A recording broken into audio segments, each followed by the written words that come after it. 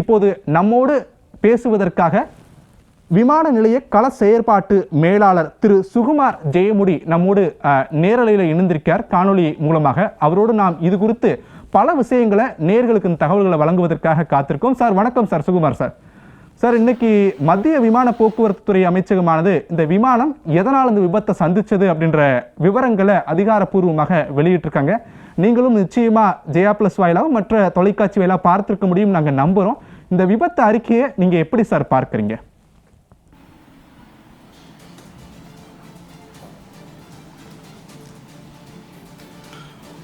வணக்கம், பார்வையாளர்களுக்கும் வணக்கம். இதுக்கு முன்னாடி நான் அந்த தொகுப்பாளர் எப்படிலாம் அந்த ஆக்சிடென்ட் நடந்திருக்கும் அப்படின்னு மிக அழகாக நீங்கள் எளிய முறையில் விவரிச்சிங்க, பாராட்டுக்கள். இப்போ அடுத்த கட்டமாக நீங்கள் சொன்ன மாதிரி இதுக்கு அப்புறம், அதாவது கிட்டத்தட்ட இன்னைக்கு 12th ஜூன் தான் ஆக்சிடென்ட் நடந்தது. 12th ஜூலை இந்த ரிப்போர்ட், பிரைமரி ரிப்போர்ட் வந்திருக்கு, முதற்கட்ட ரிப்போர்ட் வந்திருக்கு. அதை பேஸ் பண்ணி தான் இப்போ நம்ம என்னோட கருத்தை நான் பகிர்ந்துக்கணும்னு நான் விரும்புகிறேன். இப்போ சரியாக இப்போ நம்ம மணி 1:40 நினைக்கிறேன், 1:39 தான் அந்த ஏர்கிராஃப்ட் ஆக்சிடென்ட் ஆச்சு போன மாதம் இந்நேரம். நம்ம இந்த ரிப்போர்ட்டுக்கான இந்த கருத்து பரிமாற்றம் இப்போ நடக்குது. அண்ட் இது ஆக்சிடென்ட் ஆனதுக்கு அப்புறம் என்னென்ன மாதிரியான நடவடிக்கைகள் நம்ம மத்திய கவர்மெண்ட் இதுக்கப்புறம் என்ன நடந்திருக்கும் அப்படிங்கிறத நான் என்னோட கருத்தை நான் பதிவு பண்ண விரும்புகிறேன்.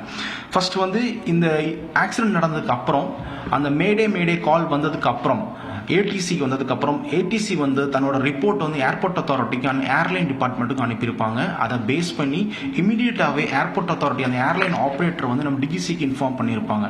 ஸோ டிஜிசியில் மினிஸ்டர் ஆஃப் சிவில் ஏவியேஷன் இருக்கக்கூடிய அந்த ஏஐபி அப்படின்னா என்ன அப்படின்னா ஏர்கிராஃப்ட் ஆக்சிடென்ட் இன்வெஸ்டிகேஷன் பியூரோ, இவங்களோட 5 பேர் கொண்ட குழு இமீடியட்டா அகமதாபாத் வந்துட்டாங்க. இன்க்ளூடிங் டிஜி, அதோட டைரக்டர் ஜெனரல், அவங்களுமே அந்த சம்பவம் நடந்த இடத்துக்கு வந்துட்டாங்க. அவங்களால முடிஞ்ச அளவு என்னென்ன எவிடன்ஸ் கலெக்ட் பண்ண முடியுமோ அது எல்லாமே கலெக்ட் பண்ணிட்டாங்க அதுக்கு முடிஞ்ச அளவுக்கு. ஏன்னா ஏர்கிராஃப்ட் ரொம்ப டேமேஜ் ஆயிடுச்சு. அதுக்கப்புறம் டிஜி ஏர் சேஃப்டி டைரக்டர் அவங்களும் அங்கே டைரக்டா அரைவ் ஆயிட்டாங்க. அண்ட் தென் நெக்ஸ்ட் ப்ரொசீஜர் என்ன இருக்கும் அப்படின்னா, as per the ICAO, international civil aviation organisation ICAO படி அனெக்சர் 13 படி இவங்க இன்டிமேஷன் கொடுக்கணும். யாருக்கு கொடுக்கணும் அப்படின்னா நேஷனல் டிரான்ஸ்போர்ட்டேஷன் சேஃப்டி போர்டுக்கு அவங்க இன்டிமேஷன் கொடுக்கணும். இதுதான் அந்த சேஃப்டி அண்ட் டிசைனுக்கான அப்ரூவல் அத்தாரிட்டி.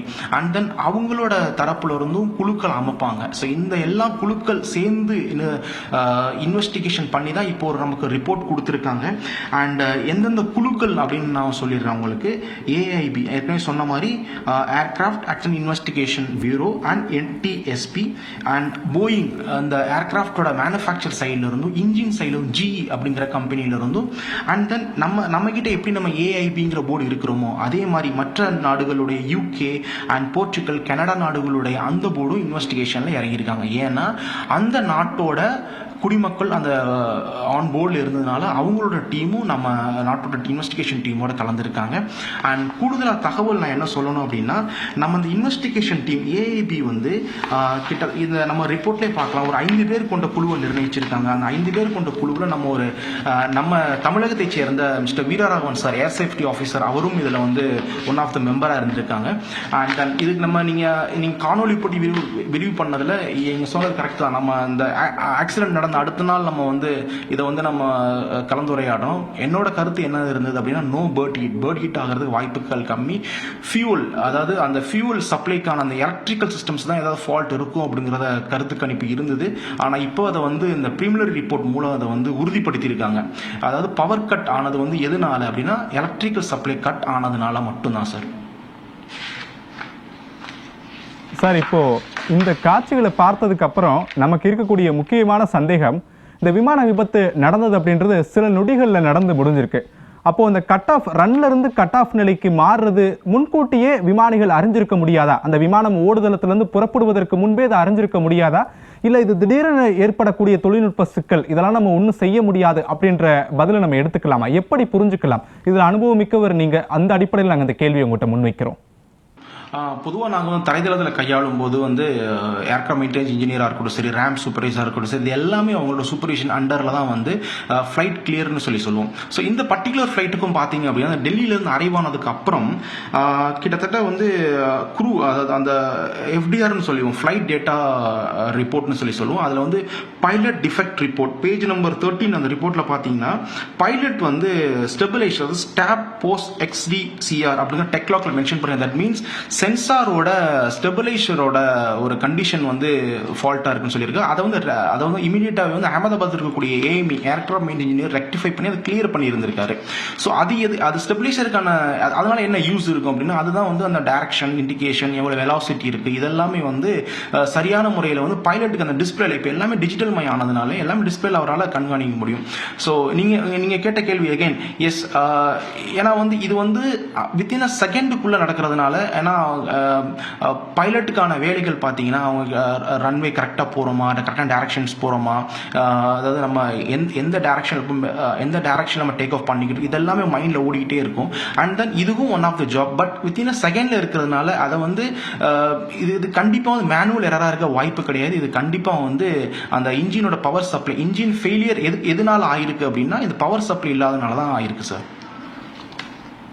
திரு சுகுமார், இன்னொரு முக்கியமான விவகாரம் என்பது இப்போ விமான விபத்துக்கள் இது போன்ற அவசர நிலைகளில் ரேம் ஏர் டர்பைன் அப்படின்னு சொல்லக்கூடிய அந்த அவசர உதவிகள் மூலமாக அந்த விமானத்தை ஓரளவுக்கு கட்டுப்பாட்டுக்கு கொண்டு வருவதற்கான முயற்சிகளை பைலட் எடுப்பதற்கான வாய்ப்புகள் இருக்குது அப்படின்னு சொல்கிறாங்க.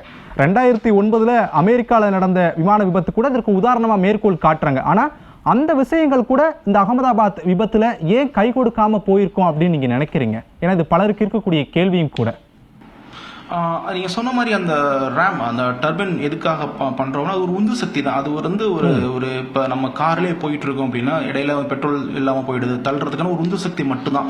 ஸோ அதுவே வந்து ஹோல் ஃப்ளைட்டை வந்து நமக்கு வந்து ரெக்டிஃபை பண்ணி வருமா அப்படின்னு கேட்டால் அது வந்து கொஸ்டின் மார்க் தான். ஓரளவுக்கு தான் அதனாலையும் பண்ண முடியும், ஓரளவு சக்தி தான் அதனாலையும் பண்ண முடியும். அது இதில் வந்து பார்த்தீங்கன்னா 2 ஃபியூல் அட் அ டைம், அதாவது ஒரு ஃபியூலோட கெப்பாசிட்டி இருந்திருந்தா கூட ரிட்டர்ன் பண்ணி சேஃப் லேண்டிங் பண்ணியிருக்க முடியும். இந்த 2 ஃப்ளைட்டோட பவர் கட் ஆனதுனால ஃபியூல் ஸ்டாப் ஆயிடுது. ஃபியூல் ஸ்டாப் ஆனதால இன்ஜின் கம்ப்ளீட்டா அந்த இடத்துல ஸ்டாப் ஆயிடும். ஸோ கம்ப்ளீட் ஸ்டாப் ஆனது இவ்வளோ பெரிய ஒரு மிஷின், இவ்வளோ பெரிய ஒரு 232 பேசஞ்சர்ஸ் அவங்க ஆன் போர்டில் இருக்காங்க. அவங்க இவ்வளோ பெரிய வெயிட் வந்து இமீடியட்டா வந்து ஒன்ஸ் நம்ம வந்து ரொம்ப அதிகமான வந்து வெயிட் இருக்கு, அதில் வெயிட் இருந்தோன்னா அந்த ரிப்போர்ட்ல மென்ஷன் பண்ணியிருக்காங்க. ஃபர்ஸ்ட் வந்து அந்த மரத்தோட கிளைகளில் வந்து பட ஆரம்பிக்குது, அந்த பில்டிங் மேல மோதுது. இதனால தான் நம்ம எப்பவுமே சொல்றோம் அப்படின்னா ஏர்போர்ட் வந்து அப்ஸ்ட்ரக்ஷன்ஸ் அந்த ஃப்ரீயா இருக்கணும். நகரங்கள்ல இருந்து தள்ளி இருக்கக்கூடிய ரீசனும் இதுதான். ஒருவேளை விமானம் தரையிறங்கும் போது அந்த நேரத்தில் வந்து அந்த இடத்துல கட்டடங்கள் இல்லாமல் இருந்து, மரங்கள் இல்லாமல் இருந்து, ஏதாவது ஒரு காலி இடங்களோ அல்லது நீர்நிலைகளோ இருந்தது அப்படின்னா ஓரளவுக்கு வந்து விமானம் தப்பிச்சிருக்க வாய்ப்புகள் இருக்கு. அந்த விசாரணை அறிக்கையினுடைய தகவல்கள்ல இந்த விமான விபத்து அதனுடைய உந்து சக்தியை இழந்தது அந்த விமான நிலையத்துடைய எல்லைக்கு உட்பட்ட பகுதி, குறிப்பா அந்த காம்பவுண்ட் சார் வால் இருக்கக்கூடிய பகுதிக்கு முன்னரே உந்து சக்தியை இழந்துருச்சு, 2 என்ஜினுமே ஃபெயிலியர் ஆயிடுச்சு அப்படின்றது விமானத்துடைய அந்த விசாரணை அறிக்கையில தெரிஞ்சுக்க முடியுது. ஒருவேளை இந்த விமானத்தை இப்போ பறந்த விமானத்தை மீண்டும் அதே வழியில மீண்டும் அதே விமான நிலையத்தில் தரை இறக்கணும் அப்படின்னா எவ்வளவு கால அவகாசம் தேவைப்படும், அந்த விமானத்துடைய செயல்பாடுகள் எப்படி இருக்கணும்? இது ஒரு யூகத்தின் அடிப்படையில் தான். நீங்க தரைத்தள கட்டுப்பாட்டாளர் செயலாளர் இருக்கீங்க, அந்த அடிப்படையில் இதுக்கான ஒரு விளக்கத்தை கொடுங்களேன். இது வந்து ஒரு இன்ஜின் இருந்தது அப்படின்னா அட்லீஸ்ட் ஒரு 5000 to 8000 ஃபீட் கிளைம் பண்ணிட்டு தான் தென் ஒரு ரவுண்ட் சர்க்கிள் பண்ணினதுக்கு அப்புறம் தான் அவங்க வந்து ரன்வேல லேண்ட் பண்ண முடியும். இமீடியட்டா வந்து அதை டேர்ன் பண்ணியோ இல்லை நம்ம வந்து இமீடியட்டா இது வந்து ஆக்ஷன் பண்ணியிருக்க முடியாது. பட் அந்த பவர் ஃபெயிலியர் ஆனதுக்கு அப்புறம் ஒரு இன்ஜின் அந்த கெப்பாசிட்டி இருந்ததுனாலுமே அந்த கிளைம் பண்ணி ஓரளவுக்கு ஒரு 5600 ஃபீட்ஸ் நம்ம கிளைம் பண்ணி திரும்ப ஒரு சர்க்கிள் பண்ணி வந்து லேண்ட் பண்ணுறதுக்கான வாய்ப்புகள் இருந்திருக்கும். பட் அன்ஃபார்ச்சுனேட்லி வந்து இருப்பாத விதமாக வந்து 2 இன்ஜினும் ஃபெயிலியர் ஆனால் பைலட்டாக எதுவும் பண்ண முடியல. அதனால தான் அந்த கால் மேடின்னு அவங்க சொல்லியிருக்காங்க. சார், கடைசியாக ஒரே ஒரு கேள்வி. 30 நாட்கள் நீங்கள் முன்பே சொன்னது மாதிரி ஜூன் இதே தேதியில தான் இந்த விமான விபத்து நடைபெற்றது. சரியா 30 நாட்களுக்குள்ளாக இந்த விமான விபத்தினுடைய முதற்கட்ட விசாரணை அறிக்கையை மத்திய அரசு வெளியிட்டிருக்காங்க. விமான விபத்து நடந்தவுடனே மத்திய அரசு சொன்னதும் கூட இதான், அடுத்த 30 நாட்களுக்குள்ள முதற்கட்ட விசாரணை அறிக்கையை மத்திய அரசு வெளியிடும், மக்களோடு வெளிப்படை தன்மையா இந்த விவகாரத்தில் இருப்போம் அப்படின்ற விஷயத்தையும் மத்திய விமான போக்குவரத்துறை அமைச்சர் எல்லாம் ஒரு செய்தியாளர் சந்திப்பில் பதிவு செஞ்சிருந்தார். அந்த பதிவின் அடிப்படையிலே 30 நாட்களுக்கு முன்னதாக இந்த விசாரணை அறிக்கையும் மத்திய அரசு வழங்கி இருக்கிறாங்க. இதை எப்படி பார்க்கறீங்க? இது வந்து மிகவும் வந்து இது ஒரு பெரிய ஒரு, அதாவது நாட்டுக்கே ஒரு பெரிய ஒரு இழப்பு தான் அது. ஏன்னா ஒரு ஏர்போர்ட்ல ஒரு பெரிய சம்பவம் நடந்திருக்கு அப்படின்னாவே வந்து உலக நாடுகளும் வந்து நம்மளோட பார்வை இருக்கும், என்ன மாதிரி இன்வெஸ்டிகேஷன் போயிட்டு இருக்கு அப்படின்னா. ஃபாரின் நேஷனாலிட்டி இதில் ஆன் போர்டு இருந்திருக்காங்க. அதனால தான் வந்து இது ஒரு, ஏன்னா அந்த பிளாக் பாக்ஸுமே பார்த்தீங்கன்னா வந்து ரொம்ப டேமேஜாக இருக்குது. அதை வந்து ரொம்ப எடுக்கிற கிட்டத்தட்ட ரெக்கார்ட்ஸ் பார்த்தீங்கன்னா அது இவ்வளவு சீக்கிரம் வந்து அதை வந்து ரெக்கவர் பண்ணி எடுத்து பண்ணுறதே ஒரு பெரிய விஷயம். இது வந்து நம்ம வந்து இந்த பிரைமரி ரிப்போர்ட் முதற்கட்ட ரிப்போர்ட்டை வச்சு தான் நம்ம பேசிட்டு இருக்கோம். இது வந்து முழுமையான ரிப்போர்ட் வந்து வரத்துக்கு எப்படியும் குறைஞ்சபட்சம் ஒரு 5 to 6 மாதங்கள் ஆகும். அதுலேயும் இன்னும் நம்ம பிரீஃபாக என்னென்ன இருக்கு அப்படிங்கிறத பற்றி நம்ம தெரிஞ்சுக்கலாம். நான் ஏற்கனவே நம்ம சொன்ன மாதிரி நம்ம இதில் இன்வெஸ்டிகேஷன் டீம்ல நம்ம தமிழகத்தில் இருக்கக்கூடிய மிஸ்டர் வீரராகவன் சார் அதில் ஒரு இன்வெஸ்டிகேஷன் ஆஃபீஸர் இருக்காங்க.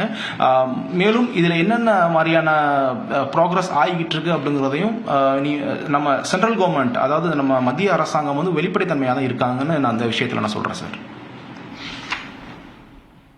நிச்சயமா ஜூன் 12ஆம் தேதி நடந்த ஏர் இந்திய விமான விபத்து தொடர்பாகவும் இந்த சிசிடிவி காட்சிகள் மற்றும் விசாரணை அறிக்கை அடிப்படையில் வெளியாகிருக்கூடிய முடிவுகள் தொடர்பாக உங்களுடைய அனுபவத்தின் அடிப்படையில் எங்களோடு பகிர்ந்து கொண்ட தகவல்களுக்கு நன்றி திரு சுகுமார். நேர்களை இப்போ நம்ம பார்த்திருக்க முடியும், ஜூன் 12ஆம் தேதி ஏர் இந்திய விமானம் அகமதாபாத்திலிருந்து லண்டன் புறப்பட்ட போது விபத்துக்குள்ளானது. 270 பேர் பலியானார்கள் அப்படின்ற தகவல் இப்போது வரைக்கும் நம்மை அதிர்ச்சிக்குள்ளாக்கக்கூடிய நிலையில விபத்து தொடர்பான பல்வேறு கேள்விகள் நம்முடைய ஆள் மனதுக்குள் அன்றாடம் ஓடிக்கொண்டேதான் இருந்தது. இந்த விமான விபத்து எப்படி நடந்திருக்கும்? ஒவ்வொரு முறையும் விமானத்தை பார்க்கும்போது சமீபத்தில் நடந்த அகமதாபாத் விமான விபத்து தான் ஒவ்வொருவருக்கும் ஞாபகமும் வந்திருக்கும். இந்த விமான விபத்துக்கள் தொடர்பான முழுமையான விசாரணை அறிக்கை இன்னும் காலப்போக்கில் வெளியிடப்படும் என்றாலும் கூட முதற்கட்ட விசாரணை அறிக்கையை தான் விபத்து நடந்த 30வது நாளான இன்றைய தினம் மத்திய விமான போக்குவரத்து துறை அமைச்சகம் வழங்கியிருக்கிறது. அதிகாரப்பூர்வ தகவலை மட்டுமே எப்போதும் ஒளிபரப்பும் ஜெயா பிளஸ் இந்த முறையும் அதிகாரப்பூர்வமாக மத்திய விமான போக்குவரத்து துறை அமைச்சகம் வழங்கியிருக்கக்கூடிய தகவலின் அடிப்படையில் இந்த விமானம் எத்தனை மணிக்கு புறப்பட்டது, ஏடிசி எப்போது அனுமதி கொடுத்தார்கள், இந்த விபத்து நடந்ததற்கு முன்பு பைலட்டுக்கும் கோ பைலட்டுக்கும் இடையிலே நடைபெற்ற உரையாடல்கள் என்ன என்பது குறித்தான முழுமையான தரவுகளை டிஜிட்டல் வாயிலாகவும் அதே போல அனுபவம் மிக்கவர்கள் மூலமாக கருத்துக்களாகவும் நேரலையில் பெற்று வழங்கியிருக்கிறோம். இதுதான் ஏர் இந்திய விமானம் விபத்துக்குள்ளான காரணம் என்பதை மத்திய அரசு வழங்கியிருக்கக்கூடிய அதிகாரப்பூர்வ தகவலாகவும் இப்போது உங்களுக்கு சொல்ல முடிகிறது.